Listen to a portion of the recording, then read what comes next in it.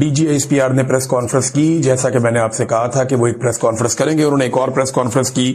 یعنی اداروں میں پروفیشنلزم ختم ہو گیا، فیوریٹزم آ گیا کہ میں جتنی تعریفیں کروں گا اپنے فیلڈ مارشل کی، جتنی گیم میں اٹھا کر رکھوں گا سیاسی رہنماؤں کی، اتنا زیادہ امکان ہوگا میری کامیابی کا، ایسا لگتا ہے. تو انہوں نے سیدھا سیدھا الزام لگا دیا کہ دہشت گرد جو ہے وہ پی ٹی آئی پہ حملہ کیوں نہیں کرتے. یہ سوال ہے یا گلہ ہے دہشت گردوں سے؟ یہ تو ایسا لگتا ہے کہ دہشت گردوں کو لانے والے، دہشت گردوں کو بنانے والے، دہشت گردوں کو پالنے والے، دہشت گردوں کو سکھانے والے، وہ ان سے گلہ کر رہے ہیں کہ آپ پی ٹی آئی کو کیوں نہیں مار رہے، آپ پی ٹی آئی کو کیوں نہیں مار رہے. یہ ان سے ایسا لگتا ہے گلہ ہے. دوسری جانب یہ ہے جو وہ کہنا چاہ رہے تھے کہ ایکچولی پی ٹی آئی کیونکہ دہشت گردوں کی سہولت کار ہے، وہ ان کے ساتھ ملی ہوئی ہے، لہذا اس لیے دہشت گرد پی ٹی آئی کو نہیں مارتے. دوسری جانب یہ ایک اینگل اس کو دینے کی کوشش کی گئی ہے. دیکھیں پی ٹی آئی اگر دہشت گردوں کے ساتھ ملی ہوئی ہے اور ان کے اوپر اٹیک نہیں ہو رہے، یہ D G S P R کہہ رہے ہیں نا، تو اس سے پہلے ایجنسیوں کی ایک نہیں درجنوں رپورٹیں ہیں جن میں پاکستان کی آئی ایس آئی نے، ملٹری انٹیلیجنس نے، انہوں نے باقاعدہ بار بار عمران خان کو اور ان کی پارٹی کو لکھ کر دیا کہ عمران خان کی جان کو خطرہ ہے، دہشت گرد ان پہ حملہ کر سکتے ہیں، اور دہشت گردوں نے حملے کا پلان بھی کر لیا ہے. عمران خان پہ قاتلانہ حملہ ہو بھی چکا ہے. تو اب یہ کہہ رہے ہیں کہ جناب ان کو اٹیک نہیں کرتے، خود لکھ کر دیتے ہیں. اب D G I S P R یا تو آج جھوٹ بول رہے ہیں، یا اس سے پہلے جو ایجنسیوں کی رپورٹیں عمران خان صاحب کو دی جاتی تھی کہ دہشت گرد آپ پہ حملہ آور ہونے ہی والے ہیں، ہم نے بندے پکڑ لیے ہیں وہ آپ پہ حملہ کرنے لگے تھے، یا تو پاکستان کی ایجنسیوں کی وہ رپورٹیں جھوٹی تھی. اب D G I S P R فیصلہ کر لیں کہ وہ خود جھوٹ بول رہے ہیں یا ان کی ایجنسیاں جھوٹ بول رہی ہیں جو یہ کہتی ہیں کہ عمران خان کی جان کو دہشت گردوں سے خطرہ ہے. یہ جو ریحان زیب کا قتل ہوا تھا، یہ کس نے کیا تھا؟ دہشت گردوں نے نہیں کیا تھا.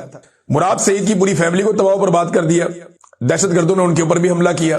یہ سہیل آفریدی جو ہے، ان کے گھر کے 11 افراد شہید ہو گئے حملے کے اندر، انہیں کس نے شہید کیا تھا؟ تو D G I S P R یہ آپ کیسے کہہ سکتے ہیں کہ پی ٹی آئی پہ حملہ نہیں ہوتا؟ ہاں یہ بات بالکل ٹھیک ہے کہ اے این پی کے اوپر بھی اٹیک ہوئے، پی ٹی آئی کے اوپر بھی اٹیک ہوئے، پی ایم ایل این کے اوپر بھی کچھ نہ کچھ اٹیک ہوئے. شہباز شریف نے تو کھڑے ہو کر لاہور میں یہ کہہ دیا تھا کہ یہ جو دہشت گرد ہیں، طالبان ہیں، ان کی اور ہماری سوچ ایک جیسی ہے تو ہمارے اوپر حملے نہ کریں. وہ statement D G I S P R آپ بھول گئے؟ وہ سٹیٹمنٹ آپ کو یاد نہیں ہے؟ ایک دور میں تو آپ لوگوں نے یہ پروپیگنڈا بھی کیا تھا کہ بے نظیر بھٹو کو اگر بم سے مار دیا گیا یا اس کے اوپر خود کچھ دھماکہ کیا گیا تو نواز شریف کو بم سے کیوں نہیں مارا گیا، اور نواز شریف کے اوپر خود کچھ دھماکہ کیوں نہیں کیا گیا. وہ والا پروپیگنڈا بھی آپ لوگوں نے کیا تھا نا. آج وہی نواز شریف کو آپ سر پہ اٹھا کے گھومتے ہیں. تو یہ جب بھی کبھی کسی سیاسی جماعت سے پاکستان کی ملٹری اسٹیبلشمنٹ کی یا جرنیلوں کی لڑائی ہو جاتی ہے نا، تو وہ اسی جماعت کے اوپر ساری خرابیاں اس کے اندر ڈھونڈتے ہیں اور اسی کو رگڑا لگاتے ہیں. یہ پی ٹی آئی کے بے شمار لوگ جو ہیں وہ شہید ہوئے دہشت گردی کے خلاف لڑائی میں. ابھی میں آپ کو بتا دیتا ہوں کہ سہیل آفریدی نے کرک جانا تھا کچھ عرصہ پہلے. یہ بات بتانے والی نہیں تھی لیکن اب بتانی پڑے گی کیونکہ D G I S P R صاحب نے کٹا خود کھول دیا ہے تو اب وہ خود ہی باندھیں. سہیل آفریدی نے کرک جانا تھا تو انہیں ایجنسیوں نے، پاکستان کی انٹیلیجنس ایجنسیوں نے، فوج سے وابستہ، انہوں نے بتایا کہ آپ پر 100% حملہ ہونے والا ہے، آپ کرک کا اپنا دورہ ملتوی کر دیں. انہوں نے کہا جی میں تو جاؤں گا. پھر انہوں نے کہا جی آپ جلسہ گاہ تبدیل کر دیں. انہوں نے کہا جی وہ بھی نہیں ہوگی.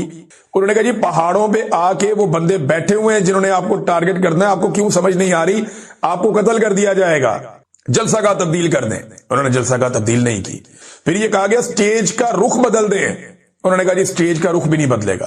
پھر کہا گیا جہاں پہ ڈائس پڑا ہوا ہے نا وہ مقام بدل دیں، ڈائس اٹھا کے یہاں سے کسی اور جگہ پہ رکھ دیں، کوئی سیکورٹی کا آپ بندوبست کر دیں، ہمارے پاس پکی اطلاع ہے کہ آپ کے اوپر دہشت گردی کا حملہ ہوگا. تو D G I S P R صاحب یہ جو سہیل آفریدی کو انفارمیشن دے رہا تھا، یہ کوئی بھارتی فوجی تکارام تھا، یا جو سہیل آفریدی کو جو کہہ رہا تھا کہ آپ کے اوپر قاتلانہ حملہ ہونے والا ہے اور دہشت گرد آپ کے خلاف ایک دہشت گردی کرنے والے ہیں، یہ کون کر رہا تھا؟ اجیت دوول کر رہا تھا. بھئی پاکستانی ایجنسیاں اس کو بتا رہی تھی نا، وہ تو ڈرا نہیں اور چلا گیا وہاں پہ. تو دیکھیں یہ بار بار یہ تاثر دیتے ہیں کہ پی ٹی آئی دہشت گردوں کے ساتھ ملی ہوئی. ایسا نہیں ہے. پی ٹی آئی نے کبھی بھی نہیں کہا کہ دہشت گردوں سے مذاکرات کرو. پی ٹی آئی نے ہمیشہ یہ کہا کہ جرگہ بلاؤ، بیٹھ کر فیصلہ کرو. قبائلیوں کے ساتھ جن کے علاقوں میں آپریشن ہو رہا ہے ان کے ساتھ بیٹھ کر فیصلہ کریں نا. ایک تو یہ بات آپ ذہن میں رکھیں، یہ کوئی نہیں کہتا کہ دہشت گردوں کے ساتھ مذاکرات کرو یا بات چیت کرو. مراد سعید چلاتا رہا، اس کے یہ کلپ پڑے ہوئے ہیں. आप निकाल कर सुन लें, आज सोशल मीडिया पे फिर वायरल है कि क्यों लेकर आ रहे हो दहशतगर्दों को पाकिस्तान में, क्यों लेकर आ रहे हो दहशतगर्दों को पाकिस्तान में, मत लेकर आओ दहशतगर्दों को पाकिस्तान में, हमने पहले बड़ी लाशें उठाई हैं, हमें मजीद लाशें उठानी पड़ेंगी। ये बार बार पीटीआई के लोग आपको कह रहे थे और आपको सर पे भूत सवार था, नहीं इनको लेकर आना है। कभी आप उन्हें मुजाहिद बना देते हैं पैसों के लिए, कभी आप उन्हें दहशतगर्द बना देते हैं पैसों के लिए, कभी आप उनकी तरबियत और ट्रेनिंग करते हैं पैसों के लिए, कभी आप उनके साथ ऑपरेशन करते हैं पैसों के लिए। और मेरे ख्याल में ये मैच्योर हो जाना चाहिए, थोड़ी सी मैच्योरिटी दिखानी चाहिए इदारे को, अपनी एक कांस्टेंट पॉलिसी बनानी चाहिए। ये तरीकाकार गलत है। वहां खैबर पख्तूनख्वा की पुलिस से जाकर पूछो, वो साफ बताते हैं कि हम दहशतगर्दों को पकड़ के लाते हैं, ये एजेंसियों के लोग आते हैं, ये आगे छुड़वा के ले जाते हैं, ये कहते हैं जी हमारा एसेट है, हमारे काम का बंदा है, इसको छोड़ दो, इसके बदले में हमने कुछ और काम लेने। वो कहते हैं जी हम दहशतगर्दों को पकड़ के लाते हैं। वो एग्जैक्टली वहां पुलिस वाले बताते थे खैबर पख्तूनख्वा में कि हमें पता है कौन कौन से दहशतगर्द ग्रुप कहां बैठे हुए हैं, हम कार्रवाई करना चाहते हैं, ये हमें कार्रवाई करने नहीं देते, एजेंसियां हमें कार्रवाई करने नहीं देती, ये हमें रोकते हैं कि आपने वहां कार्रवाई नहीं करनी। और मकामी लोग क्या समझते हैं, जरा ये समझ लें आप कि मकामी लोगों का प्रॉब्लम क्या है। वहां फुकदान है ट्रस्ट का। हजारों ऑपरेशन हो गए हैं, अभी तक खैबर पख्तूनख्वा में अमन नहीं आया, बल्कि पिछली मर्तबा जो बड़े बड़े ऑपरेशंस किए गए थे, जब ऑपरेशन किए गए थे तो उन शहरियों से जिनको उनके इलाकों से बेदखल कर दिया गया था, उनसे कुछ कमिटमेंट्स की गई थी, कुछ वादे किए गए थे कि आपके घर बनाएंगे, आपके बाजार बनाएंगे, आपका कारोबार बनाएंगे, आपको पैसा देंगे, आपको वसाइल मुहैया किए जाएंगे, जो नुकसान होगा उसका अदाला भी होगा। ये वादे उनसे किए गए थे, वादे पूरे ही नहीं किए गए। शो ऑफ के लिए छोटा मोटा कोई एरिया बना के तो सारे मीडिया में चला देते हैं ये हमने बना दिया। कोई वादा पूरा नहीं किया गया खैबर पख्तूनख्वा के कबायली इलाकों में वहां के लोगों के साथ। जब वादे आपने उनके साथ पूरे नहीं किए ऑपरेशनों के बाद, तो वो दोबारा अपने घरों को क्यों तबाही के लिए आपके पास छोड़ दें। अब आपको उनके साथ बैठकर बात करनी पड़ेगी, ये है फड्डा। एक तो दहशतगर्दों को लेकर आप आए, लेकिन ना ये बार बार कहते हैं ना कि इमरान खान दहशतगर्दों को लेकर आया। भाई दहशतगर्दों को लेकर आने के लिए कोई मीटिंग हुई होगी ना, उस मीटिंग के मिनट्स भी होंगे, लाओ पब्लिक करो, पता चल जाएगा। जनरल बाजवा का और जनरल फैज हमीद का आइडिया था दहशतगर्दों को वापस लेकर आते हैं। इमरान खान साहब ने कहा था कि ये मुशावरत सियासी सतह पे होगी, मुशावरत के अंदर सबने मना कर दिया, सवाल ही पैदा नहीं होता कोई दहशतगर्द पाकिस्तान नहीं आएगा। और इमरान खान ने बता दिया जी दहशतगर्द पाकिस्तान नहीं आएगा। फिर इमरान खान साहब की हुकूमत गिरा दी गई और उसके बाद राणा सनाउल्लाह ने अनाउंस किया कि दहशतगर्दों को वापस लाने के लिए हमारे मुज़ाकरात चल रहे हैं और अब हम उन्हें वापस लाकर बसाने वाले हैं। ये मुज़ाकरात राणा सनाउल्लाह ने अनाउंस किए और उसके बाद जो मीटिंग्स हुई उनमें तय हुआ और फिर दहशतगर्दों की पाकिस्तान में आमद शुरू हो गई, जिसका खुबियादा आज तक पाकिस्तान तहरीके इंसाफ भी भुगत रही है, खैबर पख्तूनख्वा के अवाम भी भुगत रहे हैं और पाकिस्तान भी भुगत रहा है। और ये चाहते हैं एक और ऑपरेशन करना क्योंकि ऑपरेशनों में पैसा है। देखिए ना, फौज का कारोबार लड़ाई है ना, फौज ने लड़ाई करनी है, जब तक वो लड़ते रहेंगे पैसा आता रहेगा। नेतन्याहू ने बड़ी क्लैरिटी के साथ ये बात की। उसने कहा जी मैं जोर देकर ये कहना चाहता हूं कि तुर्की की फौजें और कतर की फौजें ये हरगिज गजा में नहीं आएंगी, इन्हें नहीं आने दिया जाएगा। जबकि हैरत अंगेज तौर पे और बल्कि इसको तशवीशनाक भी आप कह सकते हैं कि नेतन्याहू को पाकिस्तानी फौज पे किसी किस्म का कोई एतराज नहीं है। अगर हम अपने गिरबान में झांकें तो ये जरा शर्मिंदगी वाली बात है कि कतर की फौजों पे और तुर्की की फौजों पे नेतन्याहू को एतराज है। पाकिस्तानी फौज पे कोई एतराज नहीं है कि फील्ड मार्शल आसिम मुनीर साहब की जेर क़यादत अगर पाकिस्तानी फौज गजा में आती है तो इसराइल को किसी किस्म का कोई एतराज नहीं है।